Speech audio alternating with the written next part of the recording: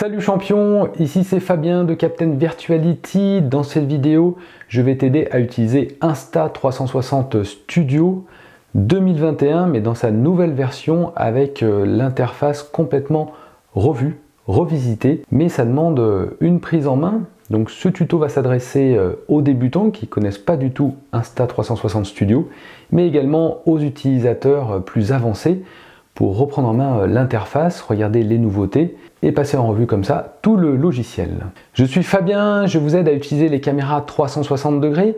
J'utilise les caméras Insta360, caméras 360 degrés comme la X2, comme la One Air, mais également une caméra non 360 comme la nouvelle Go 2, la caméra miniature. Si tu n'as pas encore de caméra Insta360, tu peux profiter de l'offre Black Friday qui commence le 24 novembre. Et regardez également dans la description, j'ai des liens d'affiliation qui donnent droit à des accessoires supplémentaires gratuits avec la Go 2, la One X2 ou la One Air. Ce tuto va s'adresser plutôt à l'utilisation 360 puisqu'on va pouvoir recadrer, c'est ça qui est magique.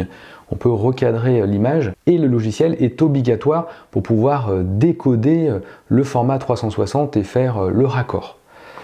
Mais également sur le mode pro, on va voir qu'on peut faire varier les proportions de l'image. Le logiciel, vous pouvez le télécharger sur le site Insta360 dans la partie téléchargement.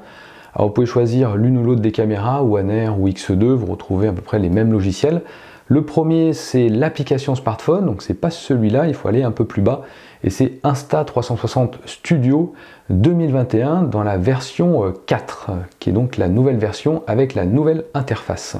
Je vais faire une présentation détaillée du logiciel avec des exemples d'utilisation, donc ça va être très utile pour toi pour apprendre à l'utiliser, mais n'hésite pas à aller voir dans le sommaire les chapitres pour aller à la section qui t'intéresse.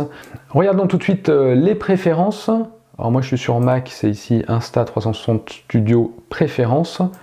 Donc vous avez les codecs d'exportation. Donc là c'est tout coché par défaut. J'avais fait une vidéo, des fois il y a des personnes qui ont des problèmes d'exportation. En décochant les codecs, ça peut solutionner le problème. L'accélération, alors ça dépend vraiment de la puissance de votre PC. Alors, emplacement du projet, c'est une nouveauté de Studio dans sa version 4, de pouvoir sauvegarder des projets. Et là, on peut indiquer là où est le projet, il est par défaut sur Studio. Moi, je le laisse à cet endroit-là. Et là, vous avez tout un tas d'options avancées. Alors, c'est tout coché par défaut. Émettre le son lorsque l'exportation est terminée. OK. Envoyer données utilisateurs pour nous aider à améliorer. Ça, c'est coché par défaut. On peut l'enlever si on le souhaite. Alors les vues miniatures, on en parlera, et c'est les vues ici sur la gauche. L'autodétection d'accessoires, c'est quand on va mettre par exemple la carte micro SD ou une caméra branchée. La miniature dans la chronologie, ici OK. Détection des périphériques de stockage externe, OK. Et activer l'importation automatique du groupe de photos. Un cache qu'on peut vider. La configuration ordinateur requise pour faire tourner Insta360 Studio, un processeur de moins de 2 ans, 16 Go de RAM et une carte graphique GeForce GTX 1060. Et sur Mac, 10.12 sur macOS, un processeur de moins de 2 ans, 16 Go de RAM et également une GeForce. Je vais glisser-déposer des fichiers vidéo. Alors, la première nouveauté, c'est le changement de l'interface. On a une interface par onglet. Ensuite, on a l'aperçu ici en vidéo. On peut passer la vidéo directement. Et on a également l'aperçu ici. Mais le plus gros changement se trouve dans l'onglet, l'avant-dernier, gestionnaire des fichiers de projet. On peut créer plusieurs projets sur la même vidéo. En fait, comme on peut recadrer la vidéo 360, on peut créer différentes vidéos à partir du même vidéo 360. Donc pour ça, en fait, ici, on va être sur le premier projet. Donc je vais pouvoir placer des points de pivot. On va voir après comment faire. Voilà. Mais ensuite, je peux créer également un nouveau projet. Projet 2. Et là, on n'aura plus les points. Et vous avez vu tout à l'heure dans les préférences où sont sauvegardés les projets. Donc si on ferme le logiciel et on réouvre, on aura de nouveau les projets de disponibles. On a la possibilité ici d'annuler avec le fameux CTRL Z pour annuler la dernière opération. Et également, on va avoir une nouvelle fenêtre d'exportation. Alors c'est plus simple puisque on a les deux options, vidéo recadrée et vidéo 360. Avant, il fallait aller sur un autre onglet pour aller exporter une vidéo 360. Là, on a tout sur la même fenêtre.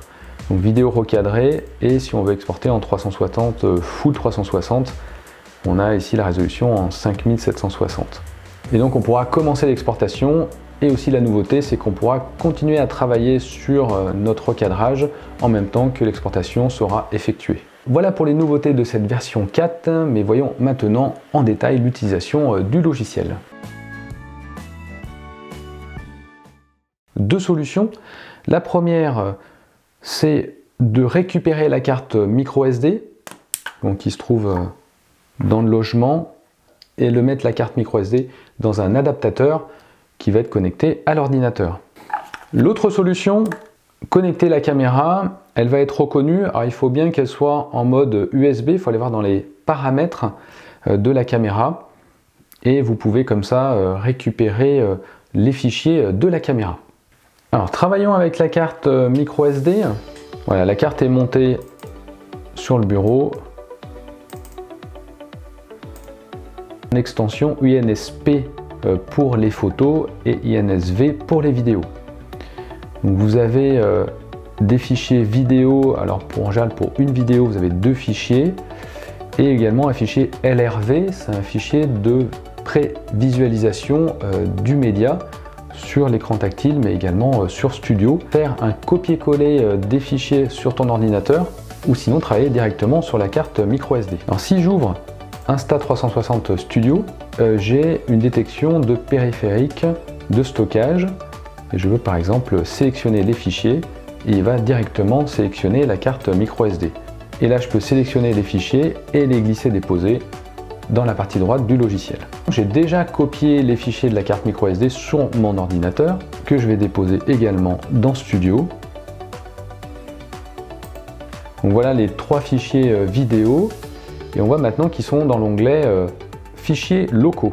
Et si je vais dans l'onglet fichiers de la caméra, j'ai les fichiers de la caméra qui sont sur la carte micro SD.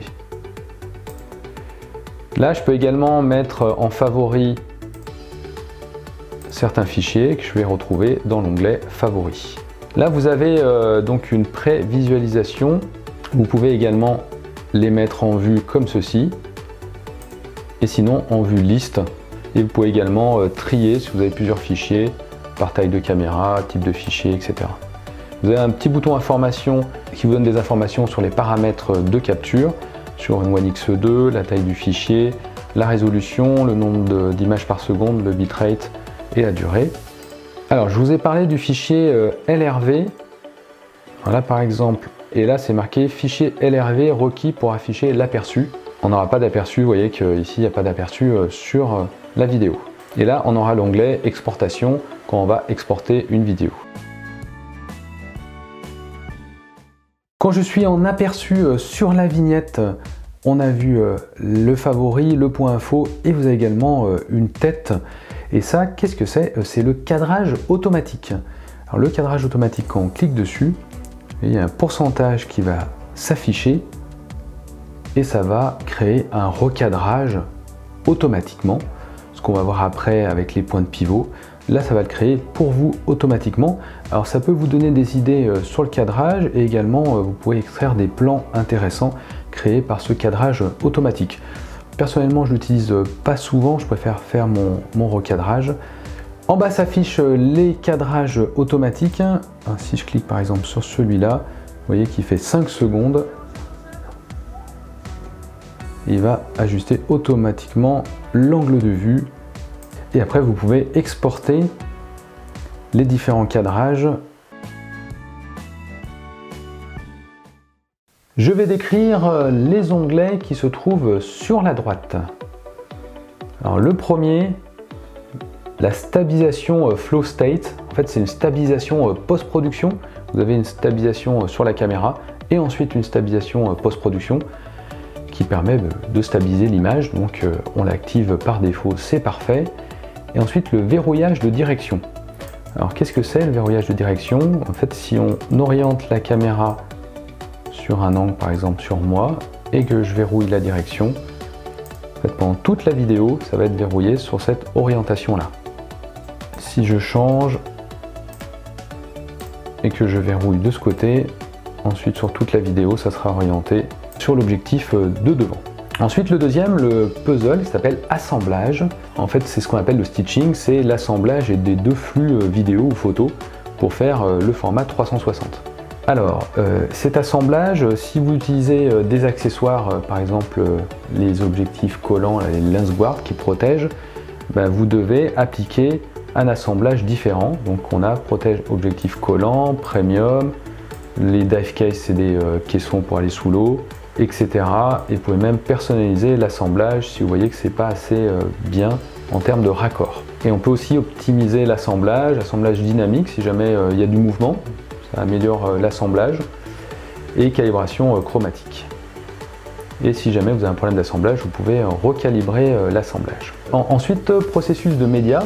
Aquavision, si vous filmez sous l'eau, mais c'est souvent avec des caméras classiques, pas forcément 360 degrés, parce que sous l'eau, avec la réfraction de la lumière, ça donne pas des super effets. Ensuite, le True Audio, c'est un système qui permet d'améliorer le son. Donc on a focus vocal si vous avez une voix, et action focus si vous avez de l'action. Alors ça marche pas super bien, mais vous pouvez quand même aussi activer directement sur la caméra la réduction du bruit. Ensuite, le paramètre du logo. Donc là, vous pouvez mettre un logo et aller chercher vos propres logos si vous le souhaitez ici. La gestion de projet, on l'a vu. Donc là, c'est la nouveauté. On peut gérer les différents projets, créer d'autres projets, le supprimer. On ne peut pas avoir moins d'un projet. L'information qu'on retrouvait ici sur la gauche sur la vidéo ou la photo. Sur la visualisation, là, on a le format 1:1, 9/16, 4/3 panoramique. Et également, on peut faire une capture d'écran et passer en plein écran au niveau du logiciel. Revenir. Avant de passer au recadrage, je vais expliquer les deux onglets du haut. Donc par défaut, on est sur cet onglet recadrage ou reframe. Et ensuite, il y a un autre onglet qui s'appelle vue qui sert à visualiser la vidéo en 360 degrés, bien sûr. Mais on n'aura pas les options de recadrage, il faudra revenir sur cet onglet, Reframe. Alors cet onglet Vue, moi je l'utilise pour sauvegarder une photo 360 d'une vidéo. Alors, je me mets ici sur la projection, donc on peut changer la projection. Et je me mets sur la vue panoramique, je fais créer un instantané. Cet instantané est bien un format équirectangulaire. Revenons sur l'onglet recadrage Reframe pour la partie suivante. La partie en bas inclut la tête de lecture. La tête de lecture permet de lire la vidéo. Vas-y.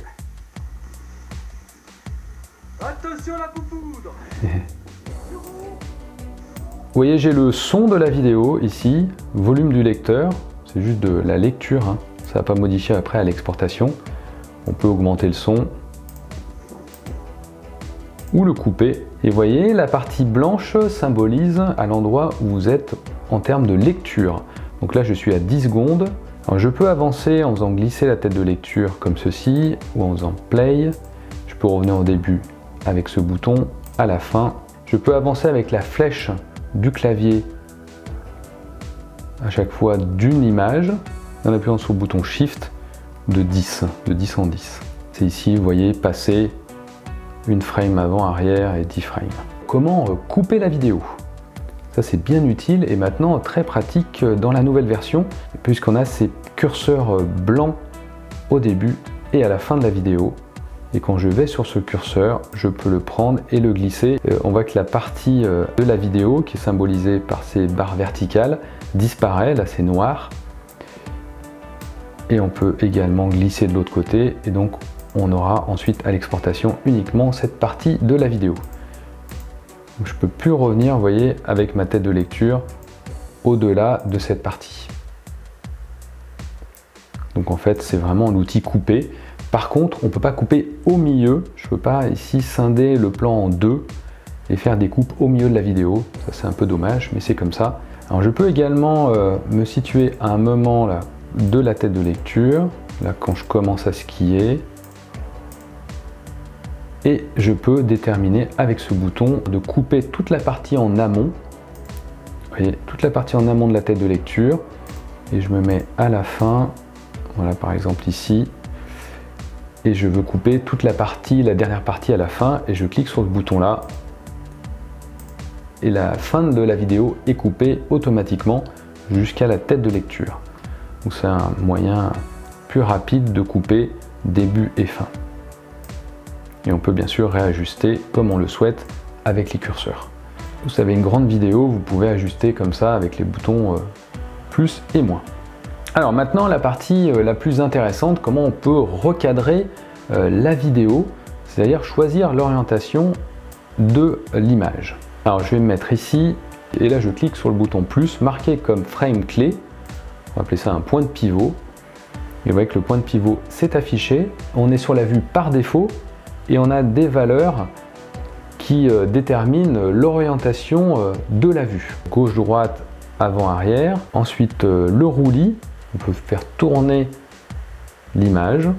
On revient à des valeurs par défaut en cliquant sur ce bouton-là. FOV, le Field of View. Donc c'est le champ de vision. On voit avec l'icône.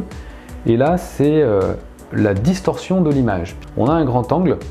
Mais on a également une distorsion de l'image ici de 0,6. Si je me mets en vue naturelle, là on va avoir une vue à 90 degrés. En termes de distorsion, on est à 0. Donc là c'est une vue naturelle sans distorsion de l'image.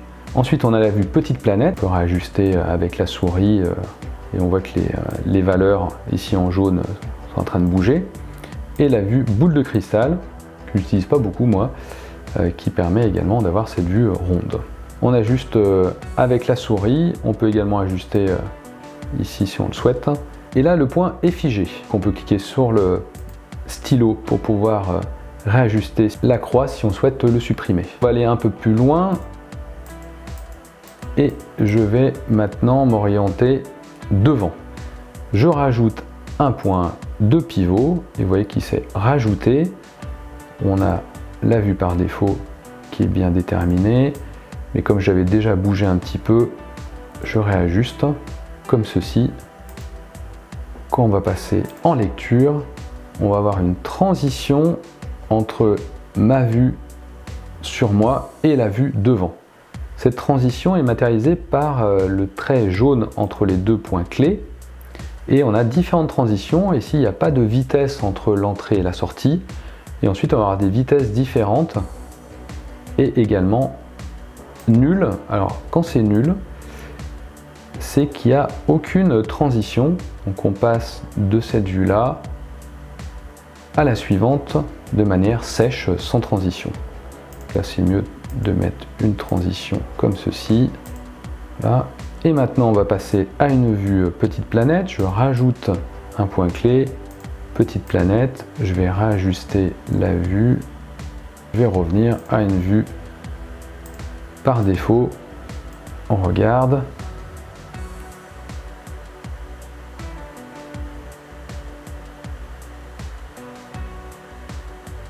Voilà la transition sur la vue petite planète et on revient sur la vue normale. Alors là je pourrais changer ici, mettre une transition plus rapide et là je vais me situer ici sur le point de pivot et je vais couper pour avoir ma sélection. Voilà, j'ai ma vidéo recadrée qui est prête. Je peux sélectionner donc le ratio.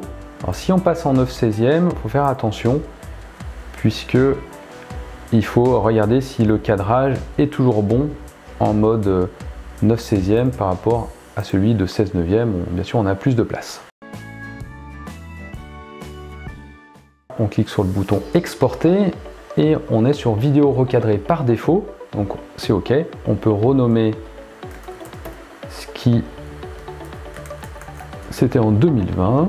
Le bitrate, on peut l'augmenter, mais ça va augmenter la taille de la vidéo. Résolution 1920 par 1080, OK. Le format d'encodage, je reste sur H264.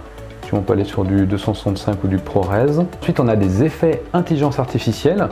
Il y en a deux. Le premier, c'est Color Plus. Color Plus va appliquer un filtre de couleur qui augmente le contraste et la saturation des couleurs. Alors, si vous avez déjà activé un profil couleur dans la caméra. C'est pas forcément nécessaire de rajouter encore du color plus. Retirer le bruit, alors ça c'est intéressant, c'est pour retirer le bruit dans l'image. Vous savez, l'effet pixelisation de l'image lorsque vous avez un environnement plutôt sombre, en basse lumière. Là on est en lumière haute avec la neige, donc c'est pas forcément nécessaire de retirer le bruit. Et ensuite je vais commencer l'exportation. Et maintenant on est sur l'onglet exportation et on voit que l'exportation commence. Une vidéo courte de 16 secondes, hein, donc c'est quand même rapide. Ça dépend un peu la puissance de votre ordinateur. Je peux aller voir le film.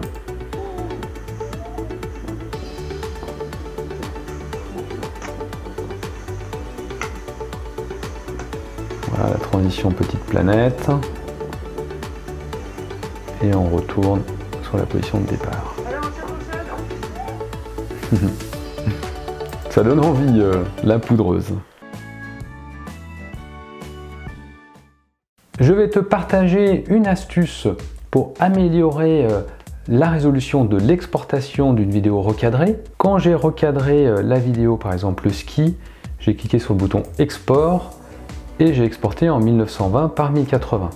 Mais je peux changer la résolution et exporter en 4K. 3840 par 2160. Je peux également ajouter du bitrate. Je vais l'appeler Ski 4K et je peux appliquer bien sûr les effets, commencer l'exportation. Voilà, Ski 4K. J'ai bien la vidéo.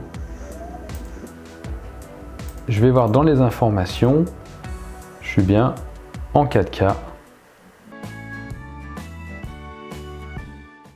Pour te présenter la partie Deep Track, je vais créer un nouveau projet. C'est ça qui est pratique dans la nouvelle version.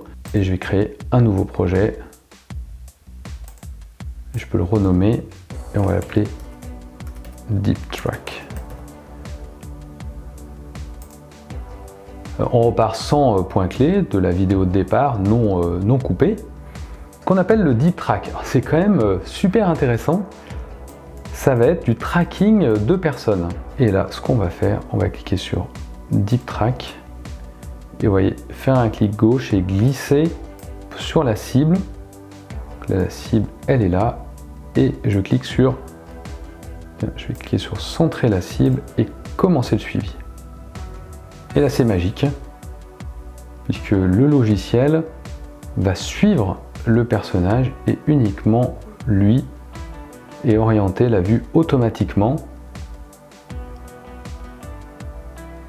J'ai rien à faire.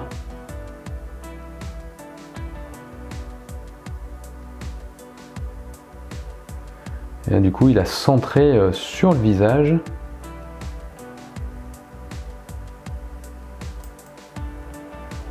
Et le résultat, c'est que j'ai mon orientation qui est figée sur la personne. Plus difficile pour le logiciel, c'est suivre le personnage ici qui va slalomer entre les arbres. Challenge. Je fais Deep Track. Je sélectionne ma cible. Je vais faire commencer le suivi. Et voici Jojo Rider en action.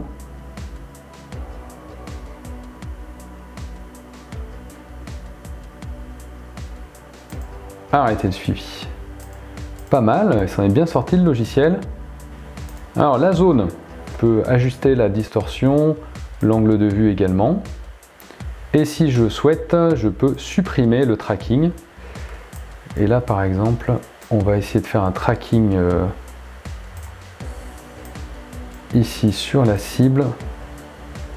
On va voir s'il passe derrière l'arbre. Oh, il est passé derrière l'arbre. Ici, voilà. Donc on n'a pas pu le suivre totalement. Je vais passer sur une autre vidéo. Et c'est une vidéo où je filme.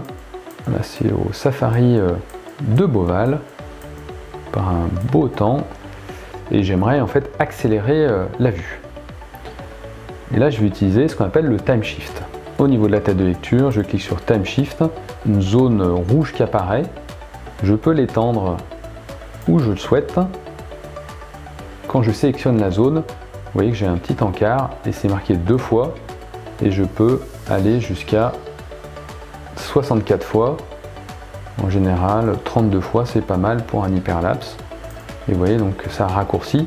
Par contre, vous ne pouvez pas prévisualiser le time shift, ça sera uniquement à l'exportation. Rajouter un time shift ici et par exemple faire un 64 fois sur cette partie-là. Donc on peut mixer les vitesses et je peux également ralentir. Je mets sur time shift, je choisis la zone et là vous voyez, si je vais en arrière, je peux ralentir d'un demi ou un quart. On a une zone bleue qui s'affiche. On peut réduire la zone si on le souhaite. Et je vais créer un time shift de 32 fois sur la totalité de la descente avec un petit stop au milieu. Créer un nouveau projet. Projet 2. Et là, on va pas s'embêter. On va faire un time shift jusqu'au milieu. On va le mettre à 32 fois. On va faire une petite pause au milieu et reprendre un time shift jusqu'à la fin. Et pareil, se mettre à 32 fois. On coupe et je vais exporter mon time shift. Voilà le résultat du time shift. Avec la pause et on repart. J'ai montré comment recadrer une vidéo 360 degrés en format 2D classique, donc 16 neuvième, 9 16e, etc. Mais comment faire si on souhaite garder le format 360 degrés? Je vais prendre l'exemple de la vidéo de ski, créer un nouveau projet que je vais appeler Full 360. Donc on va pouvoir couper au début et à la fin. Donc, par exemple sélectionner quand je skie. Couper un petit peu également la fin. Une fois qu'on a sélectionné la zone, on a juste à exporter. Et là on va choisir vidéo 360. L'appeler par exemple ski 360. Et là vous voyez que la résolution est en 5760, donc en 5,7K. On peut choisir également le format d'encodage, retirer le bruit. Donc là on ne peut pas appliquer Color Plus et on commence l'exportation. Ça va prendre un peu plus de temps. Voilà le résultat de la vidéo 360. Alors c'est en format à plat.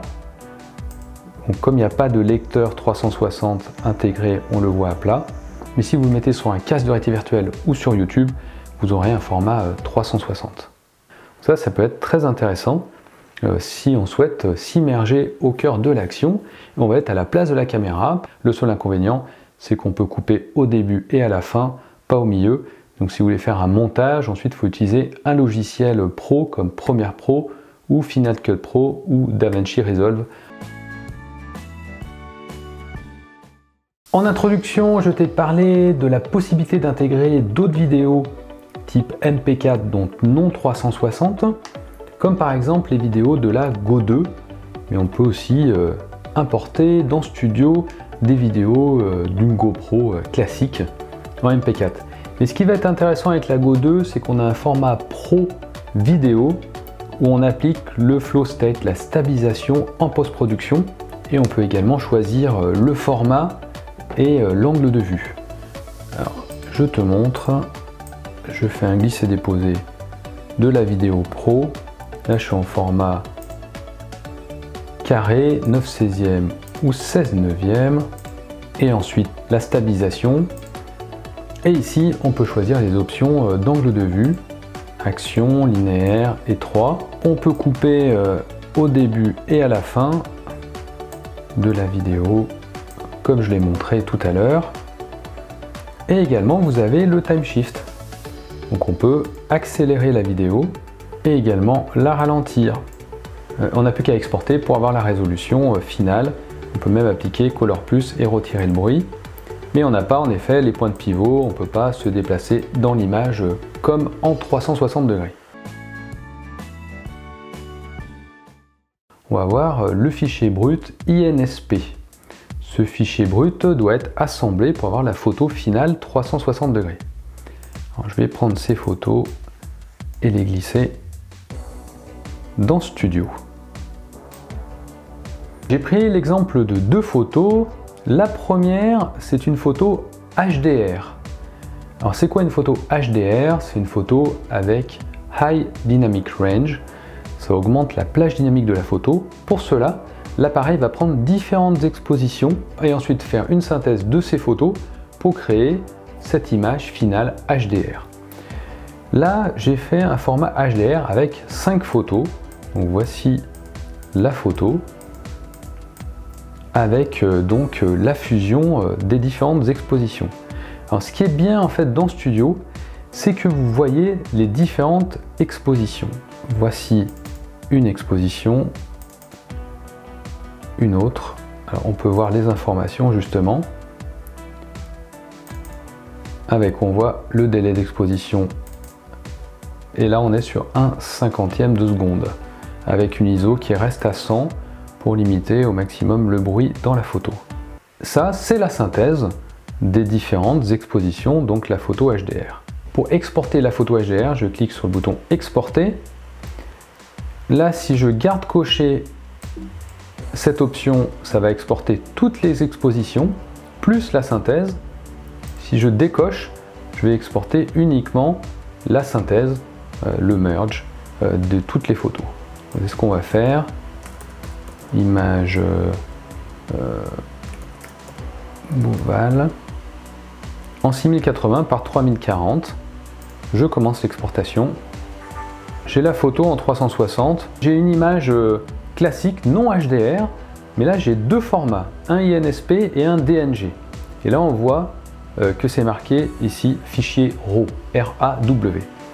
Alors c'est quoi ce fichier RAW? C'est un fichier brut, en fait sans compression. Et là il faut déterminer les paramètres dans l'appareil. Je veux une photo classique plus un format RAW. Si c'est coché, vous avez automatiquement une prise de photo avec les deux versions INSP et DNG. Si je clique sur le fichier DNG, j'ai le PureShoot activé. PureShoot permet d'augmenter les plages dynamiques un peu comme un format HDR mais sur une seule exposition. Donc PureShoot activé, je peux le désactiver si je le souhaite, mais grosse différence. Et je peux exporter le format. Et là vous voyez que j'exporte en format JPEG. Donc je vais partir d'un format DNG pour l'exporter en JPEG. Alors si vous souhaitez exporter en format DNG brut, vous pouvez désactiver le format PureShoot, exporter, et là vous allez exporter en DNG. Ensuite ce format DNG, vous pouvez l'exploiter dans un logiciel de retouche photo comme Lightroom. Si vous avez que le format INSP, pas de souci, vous pouvez également l'exporter comme ceci et commencer l'exportation. De la même façon que la vidéo, il faut aussi faire attention à l'assemblage. Vous avez moins d'options sur la photo. Ici c'est juste une correction horizontale.